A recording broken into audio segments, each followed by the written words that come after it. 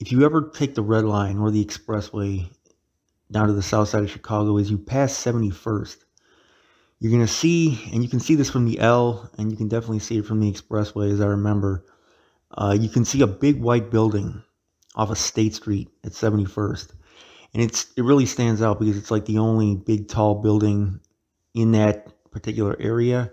And it reminds me, honestly, and probably anybody that was, it came of age in the 90s, of the buildings in Cabrini Green a little bit. Looks a little bit like that big white, wide and tall building. And that building is in the middle of a neighborhood that's known in the streets of Chicago as Tay City, named for the fallen member. And the gang that's in that neighborhood is Gangster Disciples. And that particular gang, to be honest with you, I've heard a lot of things about like the conflicts and getting into it with different neighborhoods and clicking up with different neighborhoods. And we're not going to go into all that in this video. But in that particular area, like I said, which is GD's, in videos popping up on social media starting back probably at least 10 years ago, occasionally you would see something that looked really out of place coming from that area. Now, Chicago, as you guys know, is statistically the most segregated city in the United States. On the north side, you do find all races, and you find a lot of neighborhoods that are mixed, especially like mixed white and Latino neighborhoods. But on the south side, in particular neighborhoods, you find really nothing but black folks exclusively. And then in other neighborhoods, you find really nothing but Latino folks exclusively. And the south side, it's still sectioned off like that. You don't find a lot of neighborhoods on the south side that are like mixed white, black, and Latino. The only neighborhood where I can really think of that's like that, Bridgeport, maybe Hyde Park is like that a little bit, because you do have the students over there, and a few other neighborhoods. But I would say a good 70 to 80% of the south side, whatever neighborhood you might be in, you're going to see one race there, and one race only, and it's typically black or Hispanic. So that particular neighborhood is all black, okay? But like I said, on social media, you would see here and there this little white kid in the midst of all these other black guys that were oftentimes much older than him, turning up to music and just gangbanging, throwing up gang signs, throwing down gang signs. And he looked completely out of place, because especially in the earlier videos, he's got this red hair. He would have these glasses. He's typically wearing like a polo shirt. And, he looked like he would belong in someplace off in Sauganash or Portage Park or some neighborhood like that. Did not look at all like he belonged over there. And so these videos, when they would pop up, they would like go viral. And a lot of times people would label these videos like some random white kid pops up and turns up with the GDs from so-and-so, and he was just this really eccentric kind of display that was going on in these videos. And so they would get a lot of attention on social media. Well, a lot of the labels that were put on those videos were incorrect, because this was not some random kid. It was actually a kid who was from over there, and he went by the street name Snowball from the set that's over there, or I don't know if I could call it like a set, because the set is Tay City, but from a particular clique called YTS, which stands for Young Trendsetter. That was, I don't know if it was actually started exclusively by, but one of the main members of that particular clique was a guy named Duke the Beast, who's a lot older than Snowball, but he was actually Snowball's brother. Now, when people would hear this, a lot of times I would see people jump to the conclusion that Duke must have been adopted, because typically in the United States, when you have a person of a different race, that's adopted by a family of a different race, typically it's like a white family adopting Asian kids, or, kids from Korea, or black kids from Africa or something like that. Oftentimes black kids from the United States. One of the unfortunate situations in the U.S. is that the cost to adopt kids oftentimes differs based on the country of origin, or based on the race of the kid. And the white kids tend to be more expensive. So a lot of white families, they end up adopting black kids. And a lot of times, too, the people don't know the race of the kid that they're going to be adopting. They basically just sign up to be next on the list. I'm not 100% familiar with the process, but I know a lot of times people don't have like 100% control. But typically you see, black kids with white families. Seeing white kids with black families, especially in an area like that, like, one of the more impoverished areas of the South Side, you typically don't see that. So the actual situation was that Snowball was the one who was adopted. Snowball could be seen in a lot of videos with Duke. He could also be seen in videos with some of the other neighborhoods that at the time they were getting along with. Like JoJo World, especially. JoJo World is, you guys know, from Inglewood. And that neighborhood is, they have their own, conflict going on in their own situation, in their own history, in their own members. But Snowball oftentimes would, be seen with those guys. And he, was a big fan of JoJo. Now, what his personal relationship was with JoJo and if he knew him, I don't know. I know Snowball was very young at the time. Like, we're talking like a little grammar school kid at that point when JoJo passed. But he was much younger in most of these cases than everybody else in the videos. But he would pop up periodically in these music videos, and they would get the videos like a lot of views just because people were, curious about this kid. And so the story eventually came out. He kind of grew up before the eyes of the city down there. Now, according to him, at one particular point, Chief Keef's cousin, Blood Money, or Big Low, as he was named, he was also known as, his actual government name was Mario. He adopted Snowball. Now, whether or not this was actually done legally on paper, or whether it was just kind of like an unofficial situation where Snowball, went into his care, I don't know. I can't tell you. I don't have that detail, to be honest with you guys. I don't know if this was actually legally done. But at one point, according to Snowball, Big Low was his dad, and he actually wrote a big, long, emotional post on social media to his mom, his stepmom, when Big Low died, talking about, he was going to take care of her and he was going to hold the family down and keep everybody straight. He was just a teenager at the time, if I remember right. So that situation, too, was one that Big Low, to my knowledge, never publicly talked about. The gang politics on Chicago's South Side are a little bit complicated. Well, actually, they're complicated all over the city, but a lot of the neighborhoods, the alliances down there, they're constantly changing.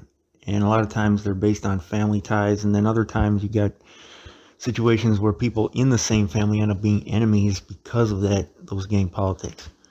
So due to this whole family situation, his cousin, Snowball's cousin, was actually the rapper from the Black Disciples, S. Dot.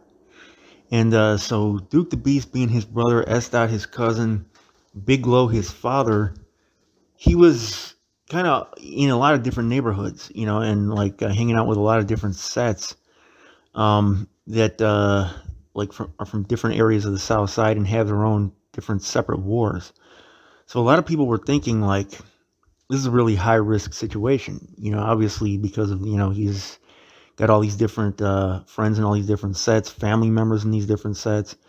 And then on top of that, he sticks out like a sore thumb down there, obviously. Not very hard to spot him at all. And so he's attracting all this attention. And when you attract attention to a lot of guys, they want to kill you just for the clout of being the one that killed this well-known person. That's one of those neighborhoods too, as most neighborhoods on the South Side, where a lot of times, just simply by being from there, there's an extremely intense pressure to get involved in all the stuff that's going on in the neighborhood. So he made it, past his teenage years, and it appeared that he may be past the, most dangerous time in his life. And if they can make it past their like mid-20s, the homicide rate for that age range drops dramatically after people get into like their upper 20s, 30s. The homicide rate falls way off. It's that age range, like 15 to 25, that's really dangerous for guys on the South Side. A lot of guys get killed in that age range. And so it looked like he was almost, getting to that point. But despite the fact that the streets, the gangs, everything down there didn't get him, he ended up getting killed by what's killed a lot of guys in Chicago, man. And oftentimes these are guys that actually make it out, that end up falling victim to what I call one of the worst enemies that people have right now in Chicago, man, and that is the drugs. Now, I'm not going to be a hypocrite here and pretend like, I've never done those Zans, because I was doing the Zans heavy back in the day. That was actually started off with a doctor's prescription. When I was having my heart arrhythmias, they were thinking that I was having panic attacks, so they originally had prescribed me Xanax. Of course, that didn't fix the problem, so they upped the dose, and I was taking like these double doses of Xanax on a prescription. That's not something I would recommend anybody doing, man, because that stuff will seriously mess you up. And the Xans, the perks, the lean, the weed that now is laced with different stuff. The guys taking Chicago, man, and a lot of these other different types of pills that these guys are off, ecstasy.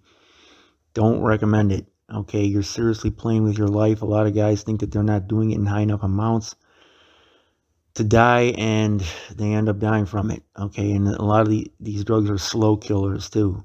The damage that it does to the liver, to a lot of the internal organs, even weed. And I'm just going to slip this in here real quick. Weed, before the age of 25, your brain develops. Okay, and THC, the chemical in weed, it causes the synapses between the neurons in the brain to form in a deformed shape, to develop in a deformed shape, so that the thinking processes, the cognitive processes that go on in the brain, the electrical signals between the brain cells, it doesn't function as efficiently as it would have if you hadn't smoked weed. And that damage is irreversible. You can't go back with that. But so many guys do it. The peer pressure to do it is enormous. And Snowball was doing Percocets, at least at the time of his death. And that, according to his homies, is what killed him. Now, I saw that there were rumors on social media speculating that he had died from the pills. I did get in contact with some people from his neighborhood, and they confirmed that that is, in fact, what killed him. And it was not fake perks. From what I heard, it was real perks, but he just OD'd, did too many of them. And so he ended up dying of that. And this took place only several months before I'm making this video, man. So he's the latest in a string of young Chicagoans to die from drugs. We had Fredo Santana. We had Juice WRLD.